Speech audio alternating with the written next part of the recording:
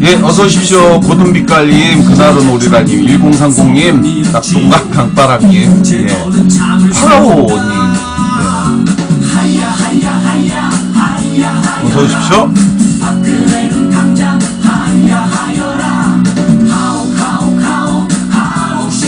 예, 고등빛깔님, 어서오십시오. 아, 예. 7시간 동안 너는 무얼 했더냐. 잠이 죽어가 우리 아이들 그 원한을 풀어주리라. 하야 하야 하야 하야 하여라. 박근혜는 당장 하야 하여라. 하오 하오 하오. 예, 고상만 감기훈님 어서 오십시오. 아이고, 예. 아유, 1030님 감사합니다.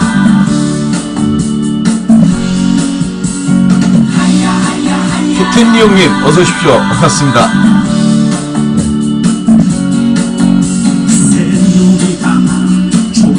오늘도 정말 일이 많아요. 예, 뭐 지금 해병대에서도 예, 국정조사 오늘 시작하고 있죠.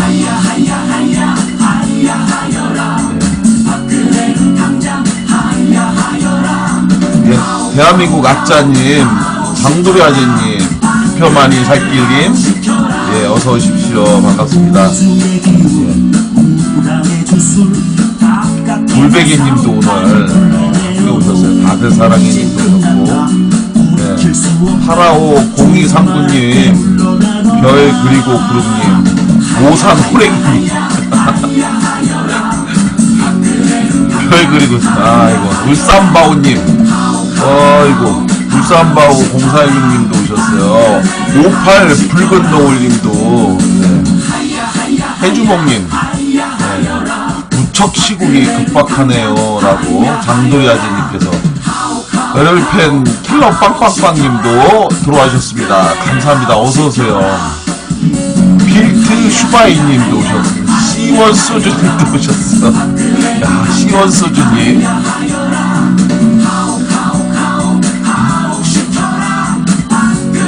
하우 시켜라.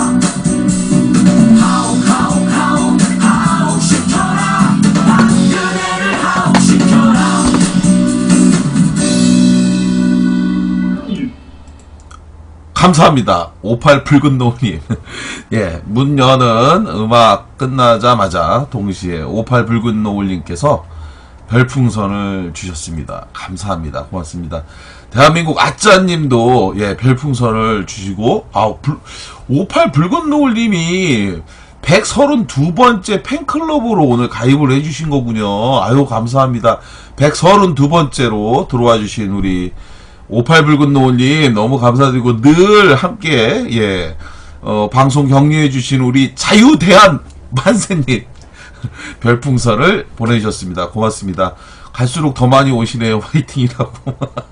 워낙 제 방송이 이게 역시 이게 요즘 그 우리 촛불 집회, 예, 촛불 집회에 그 수원에서 며칠 전에 이제 저보고 누가 좀 수원에서 촛불 집회를 자체적으로 하는데 이걸 좀 홍보를 좀 해달라고 저한테 부탁을 하는 분이 계셨어요. 그래가지고 제가 트위터하고 페북으로 수원에서 1만 명 촛불을 들자 해갖고선 그 촛불 집회를 열었는데 그 다음날 끝나고 나서 제 방이 없어서 홍보가 덜 돼.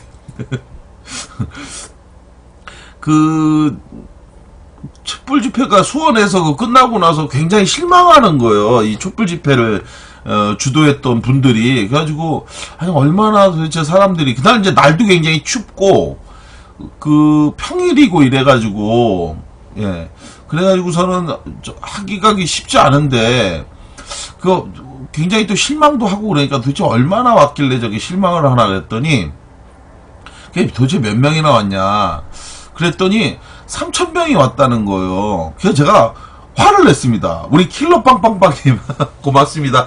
늘 응원해주시고 격려해주시는 우리 킬러빵빵빵님께서 오늘도 별풍선을 보내주셨습니다. 너무 고맙습니다. 좋은 방송으로 보답해드리도록 하겠습니다. 그래가지고 그 몇 명이니까 3,000명이 왔다고 하는데 이해가 안 가더라고요. 3,000명이면 정말 어마어마하게 많이 온 거거든요. 요즘 그 한동안 더군다나 이 서울 집회도 아니고 수원에서 이 겨울에 12월이면 우리가 옛날에는 엄동설안이라고 그랬잖아요. 엄동설안.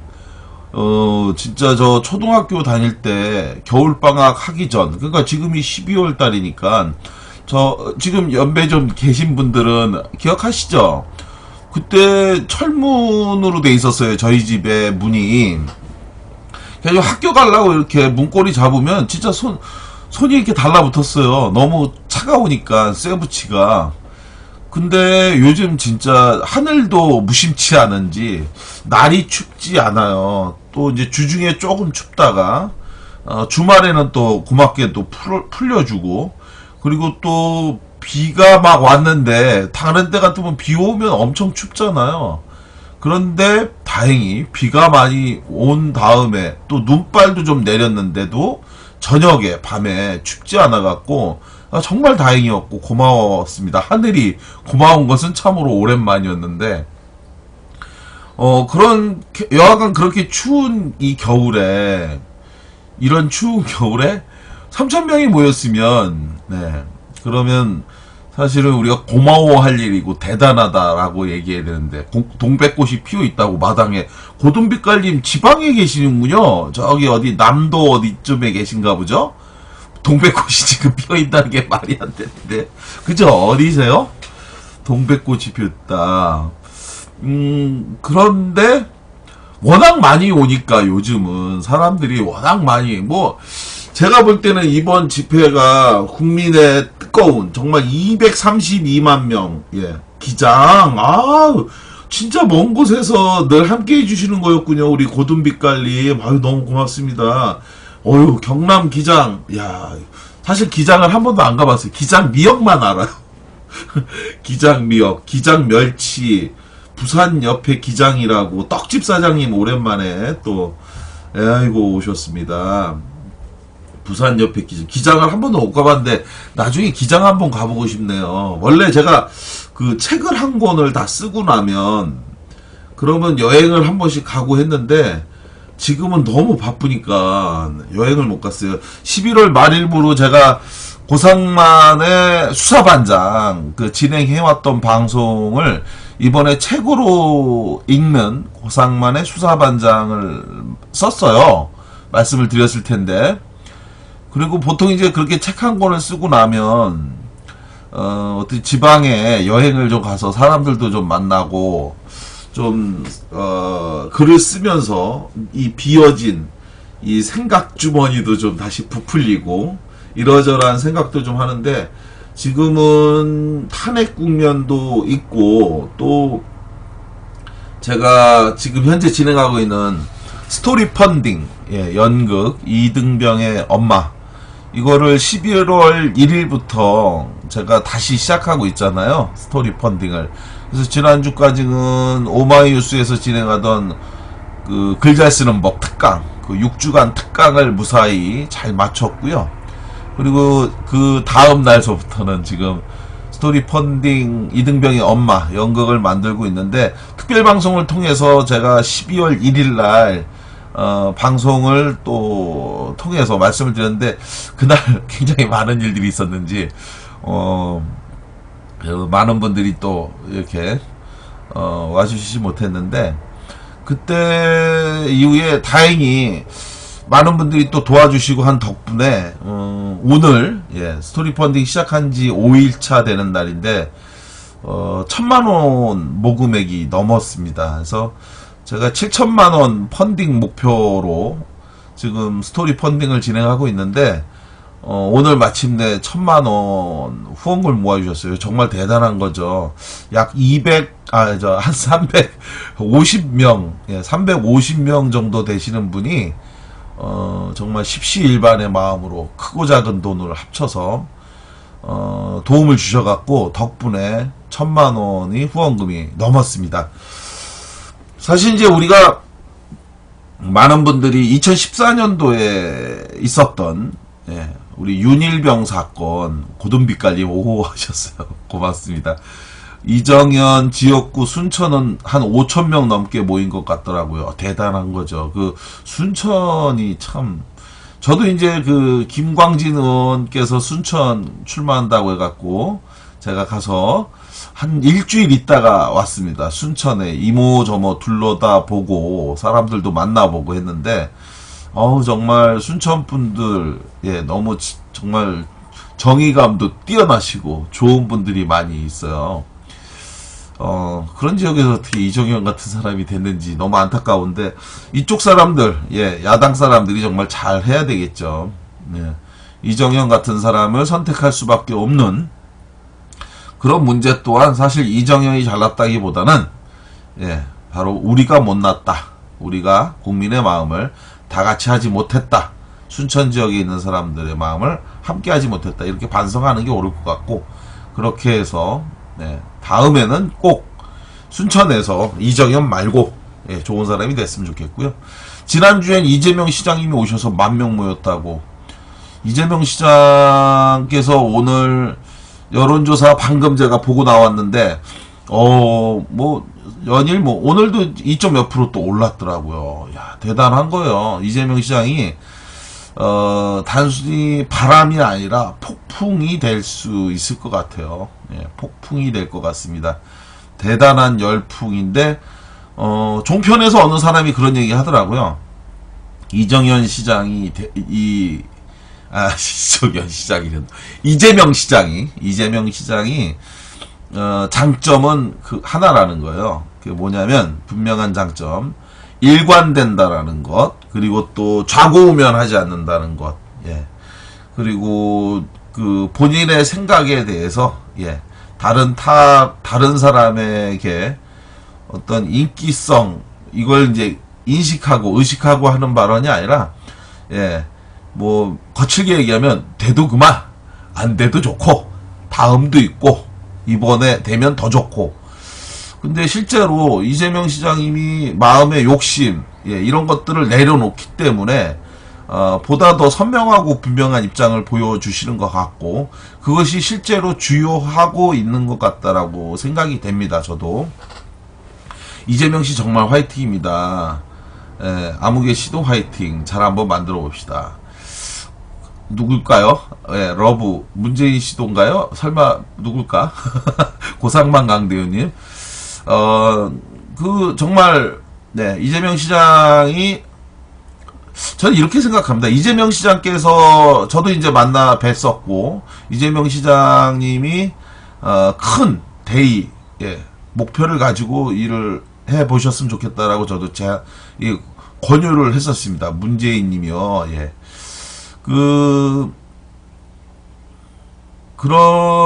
그때 이제 이재명 시장님한테도 이제 제가 말씀을 드렸었는데, 이재명 시장님이 사람들에게 제가 볼 때는 큰 호응을 얻는 이유가 뭐냐면요. 다른 분들도 다 공감하시겠지만, 뭔가 좀 바뀌었으면 좋겠다라고 하는 국민 열망이 굉장히 크죠. 정권을 바꿨는데, 바꿔서, 이 사람이 해먹던 걸 저 사람이 해먹는 식의 변화가 아니라, 정말 근본적으로 바꿨으면 좋겠다. 그래서, 무슨 내가 집권하면 정치보복을 안 합니다. 이런 얘기 이제 지겨워요. 그런 얘기 안 하는 사람이 좀 됐으면 좋겠어요. 저도. 김대중 대통령이 처음에 대통령으로 당선됐던 97년도 12월달 선거 때, 그때 대한민국 정부가 수립되고 난 이후에 처음으로 건국 50년 만이라고 얘기했죠. 그때 당시에 야당으로 정권이 바뀌게 되면, 그러면 정치 보복이 횡행할 거다. 이런 이야기들로 이른바 기득권 세력의 그 감정을 자극했었거든요. 그렇게 하니까 DJ가 김대중 당시 후보가 절대 정치보복하지 않겠다. 그 어떤 정치보복도 하지 않겠다라고 약속을 했었어요. 4시 황간당님 별풍선을 선물해 주시면서 133번째 팬클럽으로 가입해 주셨습니다. 고맙습니다. 새로 팬클럽으로 들어와 주시는 우리 4시 황간당님 감사합니다. 4시 황간당한테 감사하면 안 되는데 이름이 아주 새누리당 대전시당에 저걸로 바꿔버렸죠. 4시 황간당으로.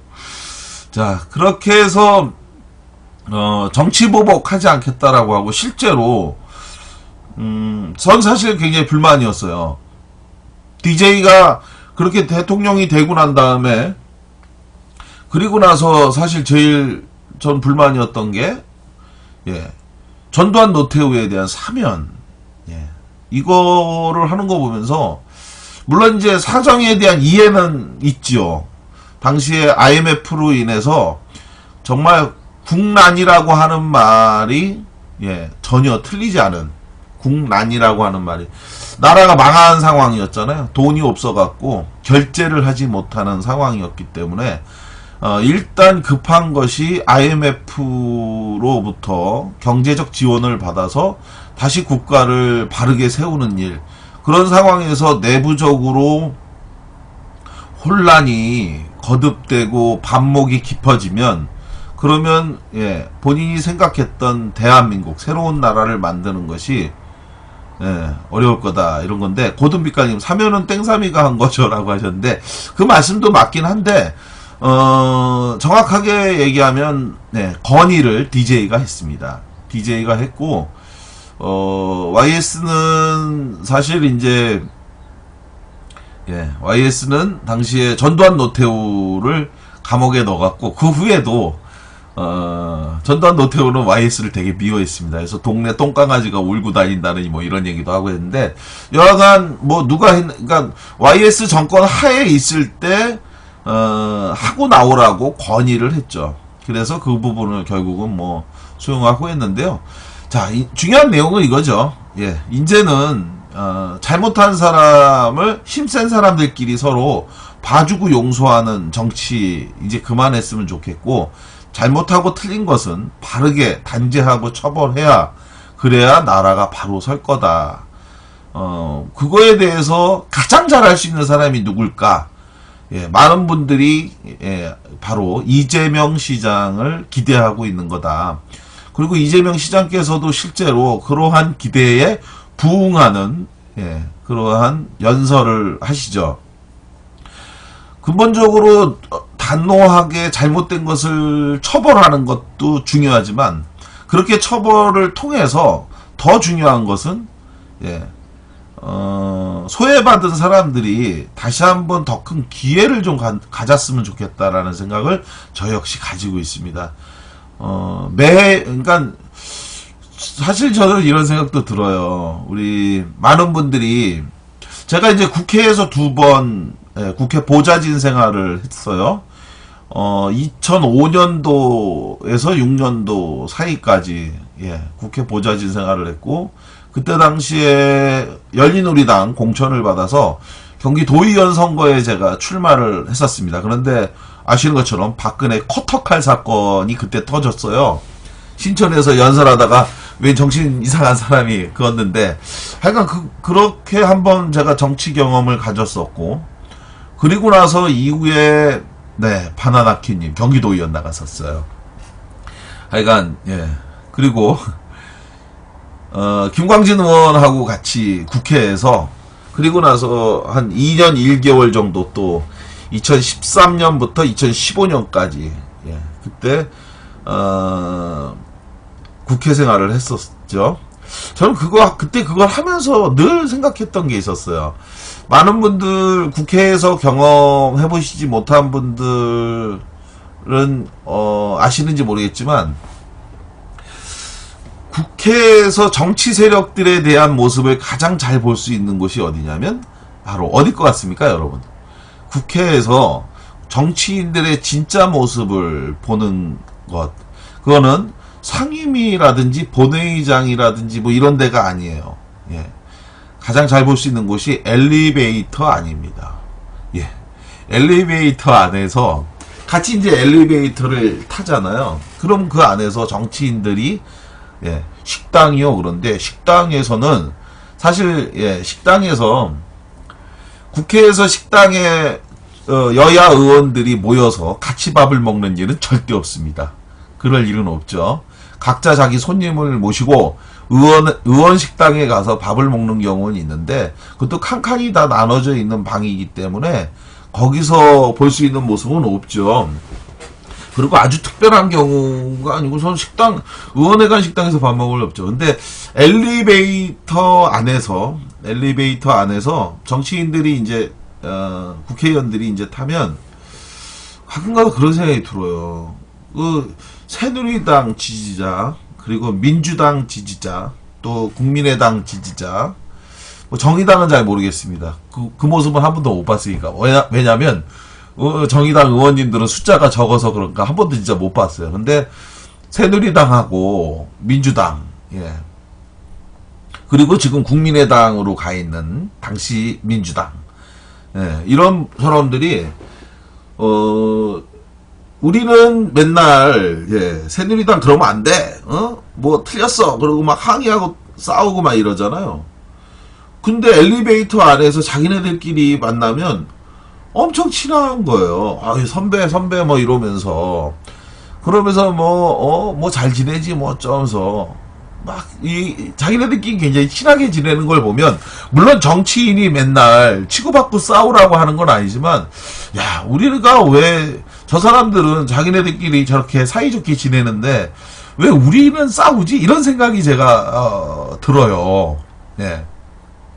우리는 막 죽기 살기로 싸우고 지지자끼리 나눠져서 생판 얼굴 본 적도 없는데 우리끼리 막 인터넷에서 싸우고 욕하고 화내고 고소 한 해 만에 뭐 현피를 한 해 만에 막 이렇게 하잖아요. 그런데 실제로 자기네들끼리 우리 지지자들은 막 싸우는데 자기네들끼리는 뭐 선배님 뭐 이러고 뭐 어쩌고저쩌고 하는 거 보면 서글픈 생각도 들기도 하고 그렇습니다.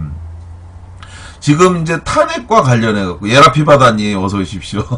해주먹님 현피 숨참우세님 그렇잖아요. 우리 막 현피를 한 해 만에 나와라 봐라 너 어디 사냐 막 예? 그런 얘기 하지 않습니까? 그런데 막상 자기네들끼리는 4시 한간당이 게임 좀 하신다. 아니요, 이거 제가 게임을 하는 건 전혀 없고요. 그냥 들었습니다. 오늘 제가 얘기하는 것 중에 뭐죠? 여러분, 요즘 박근혜를 인터넷에서 리을해라고 쓴다며요. 리을해. 예. 지금은 우리끼리 싸울 때가 아니라 리을해를 끌어내리는 게 더 중요합니다. 뭐 이런 얘기를 많이 하잖아요. 그죠? 장도리 아재님. 제가 이걸 잘 몰랐어요. 왜 사람들이 처음에는 이게 오타인 줄 알았어요. 사람들이 자꾸 리을 해를 뭐 어쩌고저쩌고 한다고 그러길래 이게 오타가 자꾸 나나? 근데 사람들이 오타를 저렇게 많이 내나? 이렇게 생각을 했는데 어저께 알았습니다. 어저께. 예. 제 친구가 예. 우리 7089 개띠 모임, 네. 친구 모임이 있는데, 거기에 있는 사람들이 또 그걸 쓰길래, 제가 물어봤어요. 제가 정말 아는 아주 유명한 명언이 있는데요. 여러분들도 이거 꼭 써보십시오. 굉장히 중요한, 아주, 좋은 속담입니다. 사람이 무식한 건 죄가 아니다라고. 네, 무식한 건 죄가 아니다. 다만 모르면서도 묻지 않는 게 죄다. 이런 이야기가 있습니다. 무식한 건 죄가 아니지만 모르면서도 묻지 않는 건 죄다라고 하는데 제가 그 이야기를 듣고 난 다음부터 제가 어디 가서 모르면 묻습니다. 예. 근데 그냥 물으면 좀 창피하잖아요. 그러니까 예. 모르는 것, 무식한 것은 죄가 아니지만 모르면서도 묻지 않는 건 죄라고 해서 그런데 그거 뭡니까? 이렇게 물어봤는데 그게 바로 리을이 여기 여러 장도리 아재님, 고상만 강대윤님, 고든빛깔님, 돌베개님, 예, 58 붉은 노을님, 예, 이분들이 지금 말씀해 주신 것처럼 리을이 근자 글씨를 이렇게 모으면 그러면 리을처럼 보여서 이렇다. 그런데 여기서 또 하나 퀴즈 나가겠습니다. 왜 네티즌들이 갑자기 이렇게 썼는지 혹시 그 이유는 아세요? 그 이유. 네, 리을해로 갑자기 쓰게 된 이유. 이 얘기를 제가 또 새로 들었습니다. 그 사연이 너무 기가 막히더만요. 사연이 너무 기가 막힌데 유언비어 같은데 제가 볼 때는 네, 그 네티즌들 사이에서 박근혜라고 쓰면 예, 그냥 보고 알 수 있잖아요. 고든빛깔이 몰라요. 박근혜라고 쓰면 예, 명예훼손으로 고소를 당할 수 있다라는 그 설이 퍼졌대요. 예, 그래서 근혜라고 쓰지 않고 리을해로 쓰는 거라고 그런 얘기를 하더라고요. 그게 제가 볼 때 그 말이 안 되거든요. 박근혜에 대해서 뭐 비판 좀 한다고 그걸로 만약 고소당했다면 김용민 브리핑의 김용민은 무기징역감입니다. 무기징역감.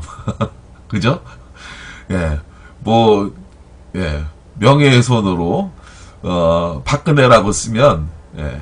명예훼손 된다고 리을해로 쓰게 됐다. 뭐 이런 얘기를 하던데, 하여간 제가 볼 때 그건 말이 안 되는 얘기고, 예. 실제로 고소해서 기소당한 사람이 있다고, 아니, 그 정도 가지고 이름을 썼다고 해서 된 건 아닐 것 같고, 예, 다른 거겠죠. 예. 그리고 사실은 이제 당사자가 고소한 것도 아닌데, 완전히 박근혜 정부 하에서 이 김기춘이가 청와대에서 회의하면서, 아무개 손봐줘라, 아무개 뭐해라, 뭐 이런 식으로, 이른바 사적 보복을 위해서 국가 공권력을 제 멋대로 그냥 갖다 써서 한 거죠. 그런 부분들이 이제, 정말 문제인데 어느 정도까지 국정농단이 된 건지 도대체 진짜 너무너무 놀라운 지경입니다. 오늘도 이 국정 조사 기관 보고 진행 중인데 제가 아까 전에 그 텔레비전 보면서도 그 생각을 했어요.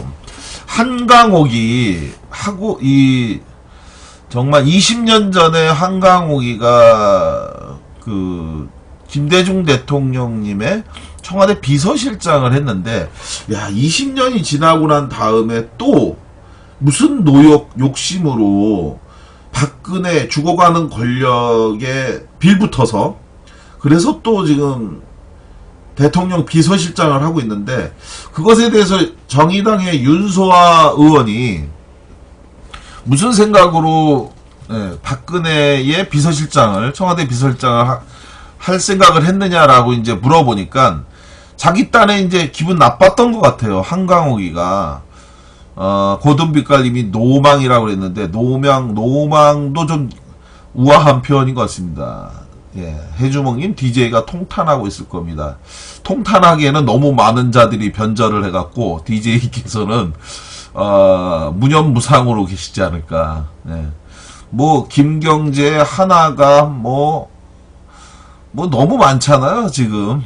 예. 참, 그리고 박지원도 뭐 그런 얘기 하대요. 박지원 의원도, 원내대표도 뭐 오늘 그 얘기 하던데, 지금 파다하게 퍼진 설 중에 하나가, 그, 새누리당 김용태가 그만두고 나오면서, 새누리당 탈당하고 나와서 12월 2일 날이죠. 예.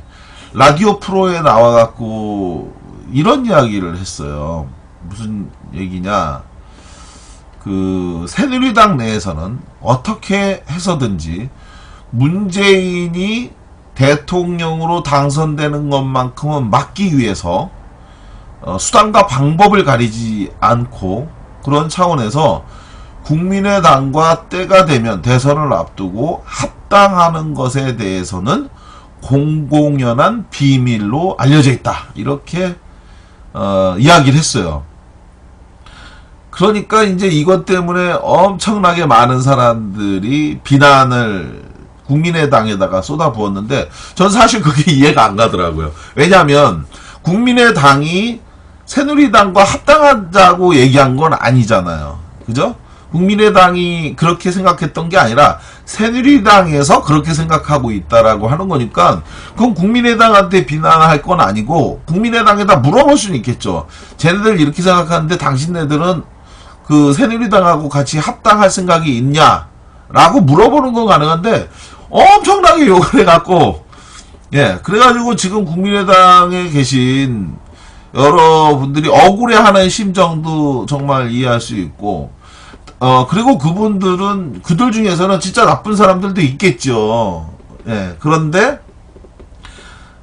좀 더 분명하고 선명하게 야당을 하자라고 해서 생각하고 국민의당으로 간 분도 상당수 계실 거예요. 그분들 입장에서는 억울하다라고 생각하는 거예요. 예를 들어 제가 알고 있는 현역 국민의당의 지역위원장으로 있는 그리고 지난 세월호 참사 때에 국회의원으로서 그 유언비어 유포하고 뭐 했던 이런 사람들에 대해서 무료로 법적 지원 도움을 줬던 이른바 촛불 변호사, 촛불 변호사라고 불리는 분이 있었어요. 그분 이름을 여기서 또 밝히는 게 도움이 될지 안 될지 몰라서 이름 안 밝히고 그냥 말씀을 드리는데 그분 같은 경우는 지금까지 나름대로 우리 사회의 변화 발전을 위해서 자기가 이런 역할을 해야 되겠다라고 생각해서 하신 건데 그런 측면에서 이제 국민의당을 선택을 한 거죠. 이 분이 굉장히 이 지금 논쟁에서 화를 많이 내는 거예요. 진짜 그런 내가 여기 국민의당에 있는데 설마 우리가 새누리당하고 합치겠냐? 내가 있는 한 절대 그런 일은 없을 거다라고 이야기하면서 막 화를 내는데 다른 분들에게 이 국민의당에 대한 비판적 입장을 갖고 있는 분들의 입장에서는 그런 게 또 별로 귀에 들어오지 않은 것 같아요. 그러니까 이분이 더 약이 올라갔고 더 많은 좀 이렇게 어떻게 보면 오바라고 할까? 과하고 지나치게 막 화를 내시고 이래가지고 그래가지고 제가 이제 그분한테 전화를 드려갖고 개인적으로 제가 형님이라고 부르거든요. 형님 뭐 이렇게 너무 과하게 사람들한테 얘기해갖고 사람들이 오히려 오해를 더 하는 것 같으니 좀 자제하시는 게 좋겠다 그랬더니 알았다고 좀 막 그렇게 얘기하시던데 여하간 국민의당이 설마 그런 식으로 가지는 않겠지라고 저는 뭐 기대를 하고요. 또 박지원 의원도 오늘 그런 얘기를 하대요. 보니까 자기의 모든 행동의 사고 기준은 DJ다. 그래서 자기의 언행이 자기가 욕을 먹는 게 아니라 DJ가 욕을 먹는 거니까 자기가 그렇게 하겠냐. 내가 여기 있는 동안에 절대 그런 일은 없을 거다. 그런데 지금 보시면 조지나 DDT님 야 이거 안녕하시냐고. 예 안녕하세요. 그러니까요. 하야해라 그랬고 1030님이 국민의당 태생이 뭐 좀 그렇다는 거겠죠. 해주몽님 중세 유럽 때 교황이 권력을 얻자 부패하기 시작했죠. 58 붉은 노을님 가능성이 있다. 국민의당과 새누리당이 대선을 앞두고 민주당보다는 그쪽으로 합칠 가능성, 정책연합 뭐 이런 식의 가능성 뭐 이런 게 이제 일반 사람들의 의심인데 사실은 국민의당이 그렇게 하기 쉽지 않은 부분들이 있겠죠. 호남 지역을 전부 다 장악을 해서 가져갔다는 게 국민의당에게는 엄청나게 지난 총선 때 기쁨이었잖아요. 근데 반면에 그 호남을 지역 기반으로 가지고 있기 때문에 그게 또 상당한 한계 제약이 될 수도 있을 것 같습니다. 그래서 저는 국민의당의 어떤 박지원 원내대표가 이러저러하게 이제 힘의 관계 속에서 뭐 또 불만도 좀 있으시고 또 여러 가지로 이건 아니다 싶은 부분들도 있겠지만 극단적인 선택까지는 않을 거다. 그리고 나머지 다른 호남 지역을 기반으로 하는 야당 의원 그 호남 지역 의원님들도 아마 새누리당하고 그렇게 합치는 것은 안 될 거다. 그리고 실제로 지금 어떻게 보면 예방주사라고 할까요? 지금 상당히 많은 그 이러저러한 풍문과 설, 그리고 이번에 특히 탄핵을 예정됐던 2일에서 9일로 연기하는 과정에 엄청난 비난을 받았고, 뭐 아시는 것처럼 문자가 2만 통, 3만 통, 통상 그게 한 사람이 일평생 받을 수 없는 정도 수준의 문자라고 그러대요. 한 2만 통, 3만 통이면 그거를 단시간에 그 국민의당 의원들, 새누리당 의원들이 받아서 놀랬다고 그런 얘기를 하던데, 아마 그런 상황에서 어떻게 보면 예방주사를 맞았기 때문에, 그리고 또 지금 국민의당이 이로 인해서 탄핵에 대해서 회피하고 기피하는 그런 모습으로 호남에서는 지지율이 매우 많이 떨어졌어요. 매우 많이 폭락했다고 그러고, 그리고 또 대구에 가서는 안철수 전 대표가 상당히 많은 비판을 받았다고 그래요. 그리고 실제로 영상에서도 보니까 그 대구 집회에 사회자가 안철수 전 대표에게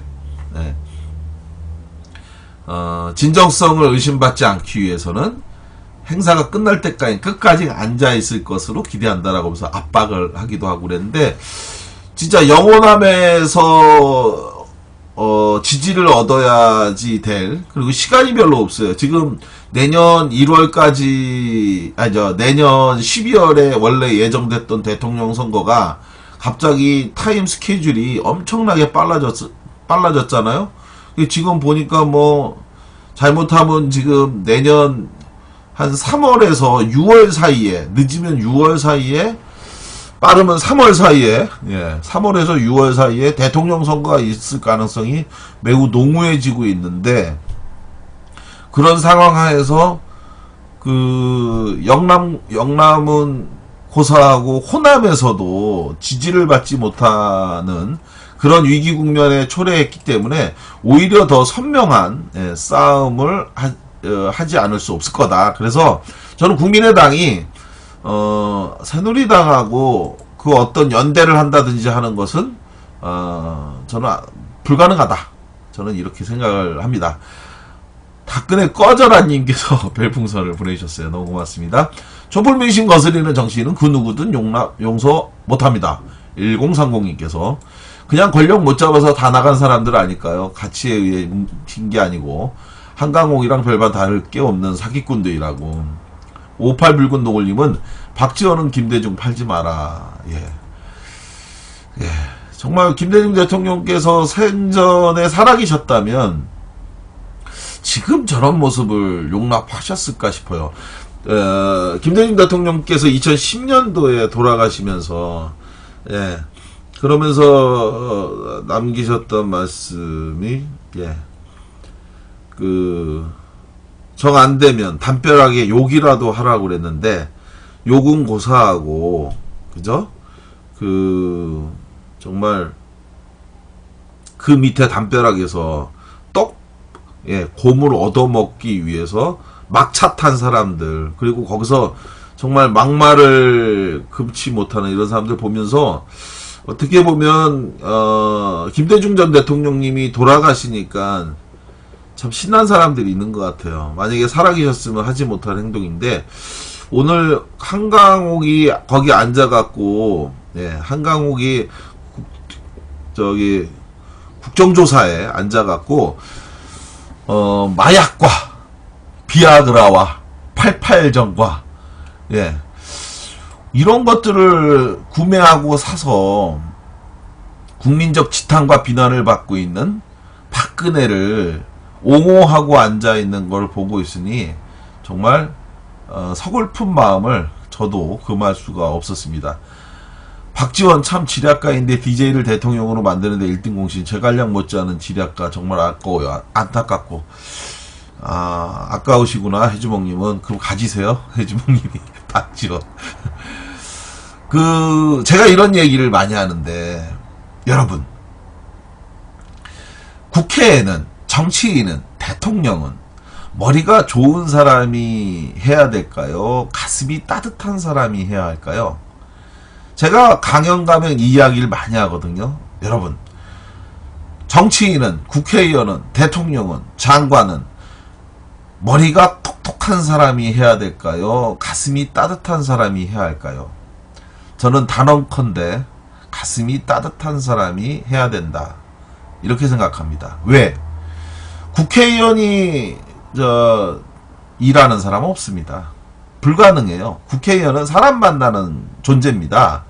가서 발언하는 존재죠. 뭘 연구하거나 생각할 수 있는 시간은 사실 없습니다. 불가능하고 그렇게 하는 것도 적절치 않아요. 국회의원이든 대통령이든 중요한 것은 자기가 생각하는 그 방향의 일을 잘할 수 있는 사람을 인사를 하는 겁니다. 사람을 선택하는 거예요. 그렇게 해서 그 사람이 내가 생각하는 건 이러이러한 거다. 내가 생각하는 의정활동은 이러이러한 거다. 내가 생각하는 국정방향은 이러이러한 거다. 그러니 그에 맞는 이러이러한 일을 해달라라고 얘기를 해서 그 머리 좋고 똑똑한 사람들을 보좌진으로 쓰는 겁니다. 그리고 장관으로 쓰든 차관으로 쓰든 그리고 1급 공무원으로 쓰든 이런 식으로 정치인들은 그런 사람을 쓰는 거예요. 그렇기 때문에 자기가 머리가 똑똑한 건 중요하지 않습니다. 중요한 건 그 사람이 어떤 생각을 가지고 일을 할 거냐라고 하는 겁니다. 이게 정말 중요한 문제예요. 바나나키님 별풍선 감사합니다. 그래서 가슴이 따뜻한 사람이 저는 정치인이 되어야 한다라고 저는 생각을 합니다. 댓글도 뭐하고 그럴 땐 꿀잼각을 누르라고 우리 17땡님께서.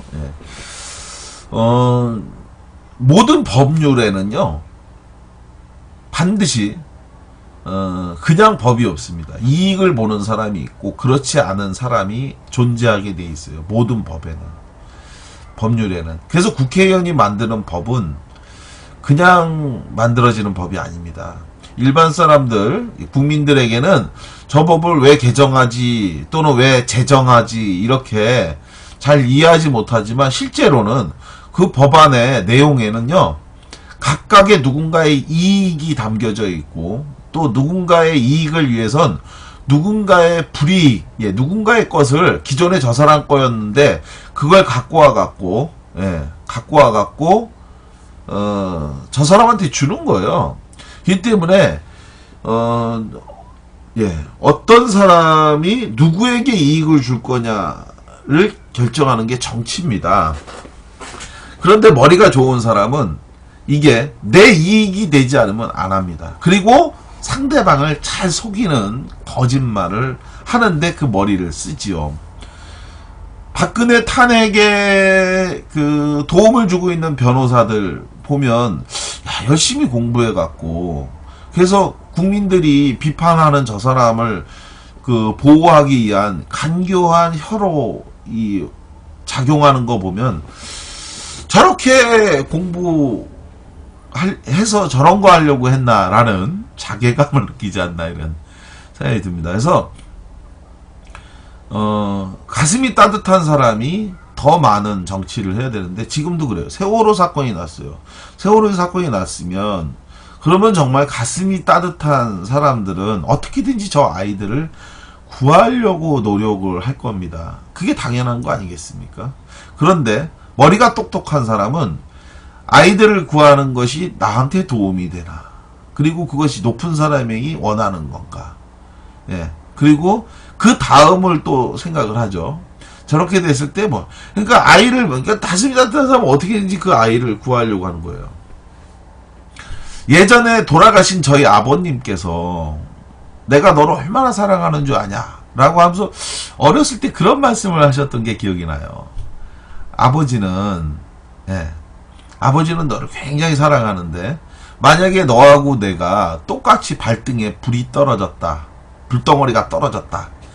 그러면 내 발등, 아버지 발등에 떨어져 있는 불이 뜨겁지만 그것보다 네 발등에 떨어져 있는, 아들 발등에 떨어져 있는 그 불똥을 먼저 제거하기 위해서, 치우기 위해서 할 거다. 이게 이제 아버지의 심정이잖아요. 이게 따뜻한 부모의 마음이고, 그게 따뜻한 어른의, 지도자의 그런 마음, 국민을 대하고 생각하는 그런 마음이 아니겠습니까?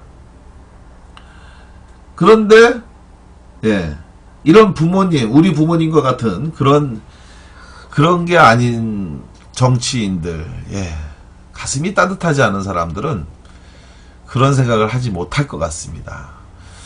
다니엘 0416님, 어서 오십시오. 안녕하세요. 58붉은 노을님, 극률한 마음이라고. 해주몽님, 여야 싸움은 어차피 총성 없는 전쟁이고, 전쟁은 언제나 적을 기만한 야가 승패가 좌우하죠. 그 뜬금없는 좀, 주제하고 좀 일치하는 답변을 좀 해주몽님은 좀, 바나나키님, 목표 같으면 전쟁할 일도 없었죠. 문제 푸는 괴물들이 공직자가 되기 때문인 것 같습니다. 1030님, 맞습니다. 문제 푸는 괴물들. 그러니까 문제 잘 쓰고 문제 잘 풀면 높은 자리 가고, 그렇게 하고 충성할 사람들은 그러니까 자기한테 고가 점수 매기는 상급자, 상직, 이런 사람들. 그리고 낮엔 일하고 밤에는 바로 자기를 잘 이끌어줄 사람들, 높은 사람들하고만 만나서 술 먹고 밥 먹고, 그러니까 국민은 안중이 없는 거죠. 사법고시 패스하고 바로 검사라는 칼을 쥐어주니까. 맞습니다. 사법고시 패스하고 검사의 칼을 쥔 정말 20대, 30대 초반, 뭐 40대도 마찬가지지만, 제가 예전에 무슨 일로 법원에 갔는데요. 그 한 할머니가 오셔서 재판을 받고 있더라고요. 근데 그 할머니는 나름대로 본인이 억울했나 봐요. 억울한 일로 이제 자기가 왔다. 추천하고 저녁에 다시 보기 하시겠다고. 다니엘 5046님 바쁘시죠? 고맙습니다. 바쁜 일로 오셨는데, 바쁜 일로 오셨구나. 다니엘 04님이 바쁘신가 보다 이 생각을 머릿속에다가 하고 얘기하니까, 바쁜 일로 오셨는데가 아니라 억울한 일로 재판을 받으러 오셨는데, 그 얘기를 열심히 판사한테 호소하는 거예요. 그 할머니가 정말 자기는 억울하다 이러저런 얘기 하면서 막 얘기했어요. 그랬더니 한 20대 후반, 30대 초반이 안 돼 보이는데, 하여간 20대 후반에서 30대 초반 정도 되는 판사가 듣고 있더니, 와, 전 깜짝 놀랐습니다, 정말. 그 젊은 판사가요, 그 할머니한테 뭐라고 얘기하냐면, 내가 계속 듣고 있으니까, 그 문제가 없는 것 같습니까? 지금 뭐 하시는 거예요? 하면서 막 호통을 치는데, 그 할머니는 딸의 이제 본인이 억울하다라는 이야기를 하고 판사가 대꾸 없이 지켜보고 있으니까, 그러니까 이제 자기 억울한 사연을 얘기하고 말을 했던 것 같은데, 정말 손자뻘밖에 안 되는, 그 사람보다도 더 어려 보이는 그 젊은 판사가 할머니한테 그렇게 호통을 치는 걸 보는데, 정말 우리가 참 불쌍한 개돼지 같다는 생각이 방청석에서 보고 있으면서 들더라고요. 자기가 하는 직업이 문제 잘 풀어서 공부 잘해갖고, 그래서 이제 판사가 되신 것 같은데, 지금 이제 그 일이 한 10년 전쯤 되거든요? 10년 정도 된 것 같네요. 지금은 이제 더 높은 자리로 갔겠죠. 그 젊은 판사가. 그 사람은 평생을, 나이가 이제 대학 졸업하고, 그리고 군대 갔다 왔는지 아니면 군 법무관이나 뭐 이런 걸 했는지 모르겠지만, 하여간 평생을 사람을 심판하는 일만, 공부 잘해서, 그래서 사법고시 패스하고, 그래서 평생을 누군가 나이가 많든 적든 자기하고 비슷하든 평생을 누군가의 잘잘못에 대해서 심판만 하던 사람이 과연 따뜻한 마음을 가질 수 있을까요? 그런데 또 그런 사람들이 나중에 보면 또 정치인이 돼요. 국회의원으로 또 당선이 돼요. 사람들이 또 찍어줘요. 그러니까 그 사람은 평생 늘 누군가에게 군림하는 일만 해본 거예요. 그런 게 오히려 우리 사회에는 또 다른 비극이 아닐까. 그래서 저는 정치인에 대해서는 여러분, 이 방송을 들으시는 고상만의 유수 속 그 사건 방송을 들으시는 시청자 여러분, 그리고 팟빵을 통해서 들어주시는 청취자 여러분께서는 약속 하나 하죠. 똑똑한 사람 보다, 똑똑한 사람이라고 흔히 얘기하는 게, 다들 똑똑해요. 사실은 가슴이 따뜻한 사람 중에서 똑똑한 사람이 왜 없겠습니까? 그런데 똑똑한 사람과 가슴이 따뜻한 사람이 있다면 가슴이 따뜻한 사람에게 투표해 주십시오. 우리라도 그렇게 투표해서, 그래서 정말 좀 따뜻하고 좋은 사람들이 보다 많은 권한을 갖고 어려운 사람들을 위해서 정책을 만들고, 그리고 어려운 사람들과 힘을 모을 수 있는 그런 나라가 됐으면 좋겠다는 겁니다. 안 되는 이유를 찾아서 안 되는 이유를 잘 설명하는 사람은 정치인을 하면 안 된다고 저는 생각을 합니다. 세상에는 두 가지가 기준이 있어요. 세상에 여러분들도 어디 관공서나 이런 데 가시잖아요. 그래서 뭔 일을 해달라고 하잖아요. 그럼 공무원한테는, 저도 공무원 생활을 10년 넘게 이러저러한 여러 기관에서 해봤기 때문에 잘 아는데, 공무원한테는 두 가지가 있습니다. 그게 뭘까요, 여러분? 하나는 어떻게든지 되게 하는 일이 있고요, 어떻게든지 안 되게 하는 일이 있습니다.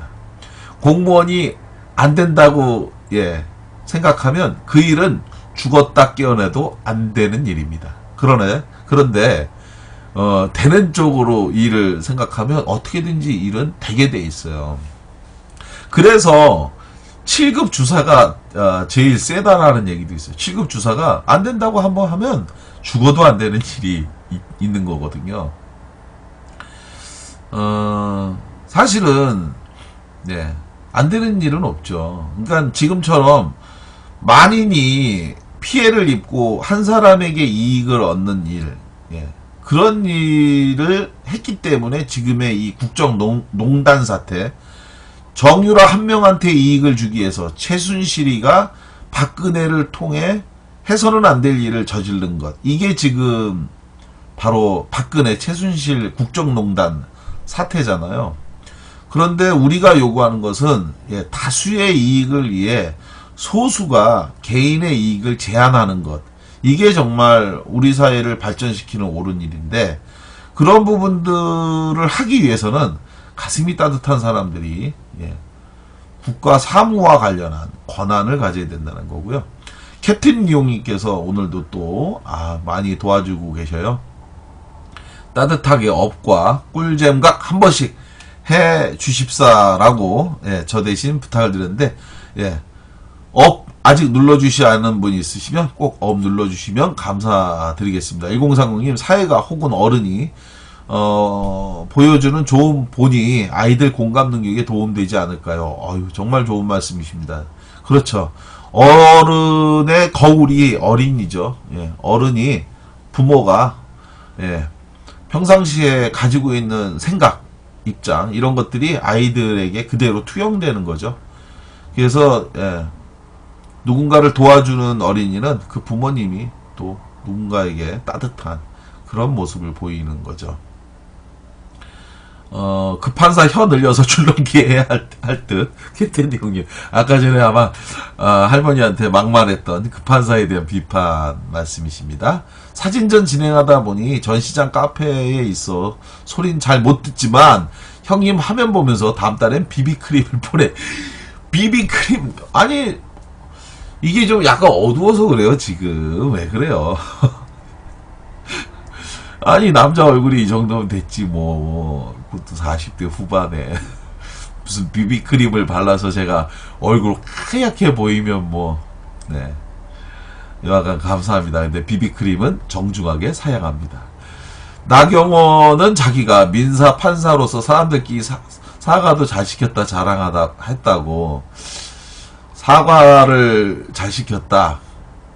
나경원 얼굴 갑자기 겹쳐지면서 기분이 안 좋아지고 있어요. 아이고, 그 사학재벌의 딸로 참 평생 금수저로 살아왔던 나경원, 공부 잘해서 또 판사해갖고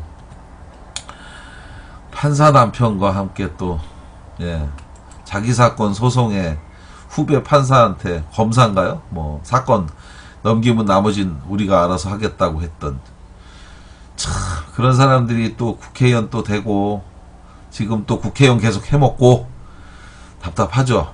이정희밖에 생각이 안 난다고. 해주몽님, 이정희 의원 정말 좋은 분인데 요즘 건강이 많이 좋지 않으시다고 그래가지고 걱정이 많습니다. 빨리 건강 되찾으셔서 우리나라 정치에 좋은 정말 말 그대로 일꾼으로서 역할을 해주시기를 팬의 한 명으로서, 이정희 의원의 팬의 한 명으로서 저도 기대하겠습니다. 일단 새누리당 먼저 사라졌으면 당의 역사를 보고 투표합시다. 강대윤, 고상만 강대윤님 적극 찬성합니다. 정말 새누리당 좀 없어졌으면 좋겠다 했는데, 야, 232만 국민의 함성 탄핵 시위가 정말 새누리당까지 없애버리는 거 현실화되고 있는 것 같고요. 지난 토요일 날은 새누리당의 정말 그 현수막에 계란을 그냥 막 날리는 걸 보니까 제가 속이 다 시원했습니다. 이 따뜻한 가슴이 따뜻한 사람이 정치판에서 살아남을 수 없는 현실이라고 내시 황간당님이, 그러니까 우리가 지켜줬으면 좋겠어요. 우리가 지켜줘야죠. 따뜻한 사람도 국회에 들어갈 수 있어야 할 것 같습니다. 그저 당의 실세한테 아부라 떨면서 공천 받으려고 노력하는 사람들 말고. 그러니까요. 1030님께서 좋은 말씀 하셨고요. 저도 공직생활 2년 연봉 30 받고 해봤는데 군복무를 얘기하시는 것 같습니다. 저희 형이 공기업인데 구급 공무원만 떠도 엄청 긴장한대요. 공무원도 입시 말고 그 사람의 사명감과 정직함이 우선시되었으면, 그러려면 정권이 좋은 정권이 돼야 합니다. 이명박이가 대통령 되고 나서요, 제일 먼저 한 일이요, 각 부서에 김대중 노무현 정부 당시에 채용했던 공무원들 현황을 파악했던 게 제일 먼저 했던 일입니다. 그래서 전 정부 하에서 채용했던 공무원들을 전부 다 내쫓았죠. 바로 자기네 정권에 맞지 않는다 이런 건데요. 어느 정부에 어떠한 올바른 공무원이 오느냐, 이거는 바로 좋은 정부를 만드는 거고요. 진보와 빙고님, 별풍선 구매가 안 된다고. 이유가 뭐죠? 핸드폰 바꿔서 그런가요? 아이폰 처음 써서 핸드폰 결제가 안 돼요. 이렇게 말씀을 하셨어요. 진보와 빙고님, 아이폰에서는 별풍선 구매가 안 되나요? 밑에 아이폰은 핸드폰으로 안 돼요. 바나나키님께서 답변을 주셨습니다. 진보와 빙고님 어떻게 아십니까? 아이폰에서는 별풍선 구매가 안 된다라는 안타까운 소식입니다. 내시황간당님 자폭 쩔어요. 나경원 친일파. 나경원이가 자위대 행사에 가갖고 욕 엄청 먹었는데 그 다음에 거짓말까지 해서 욕 더 먹었죠. 자기는 뭔지 모르고 갔었다고 뻔히 알아놓고 거짓말한 거죠. 당의 역사와 출마자의 행적과 언행도 꼼꼼히 살핍시다. 1030님께서 핸드폰으로 안 된다라는 거 알려주셔서 감사하다고요. 그리고 1030님 맞습니다. 좋은 정부 되도록 꼭 전공 교체하자고 하고, 캡틴 리용님께서 보톡스 나경원 공직자 거짓말 특별법을 만들자고. 진짜 뭐 나경원 정말 기사회생, 죽었다 살았다. 죽었는 줄 알았는데 또 살아나고. 나경원 보고 뭐 예쁘단 얘기 좀 하지 않았으면 좋겠어요. 국회의원 머리 똑똑한 사람을 뽑느냐 가슴이 따뜻한 사람을 뽑냐 그랬는데 얼굴 예쁜 사람으로 뽑는 사람들도 있으면, 그리고 또 뭐가 예뻐요. 그냥 콧나 어떡하고 얼굴 하얗고 뭐 이러면 예쁜 겁니까? 정말 우리 주위에 정말 예쁜 분들 얼마나 많아요. 마음씨 착하고 좋은 분들 굉장히 많습니다. 그런 분들을 위해서 고상만의 유수소 그 사건 2부 방송으로 곧 이어가도록 하겠습니다. 1부 방송 2016년 12월 15일 고상만의 유수소 그 사건 32회 방송 1부 여기서 마치고요. 바로 2부로 이어가도록 하겠습니다. 고맙습니다.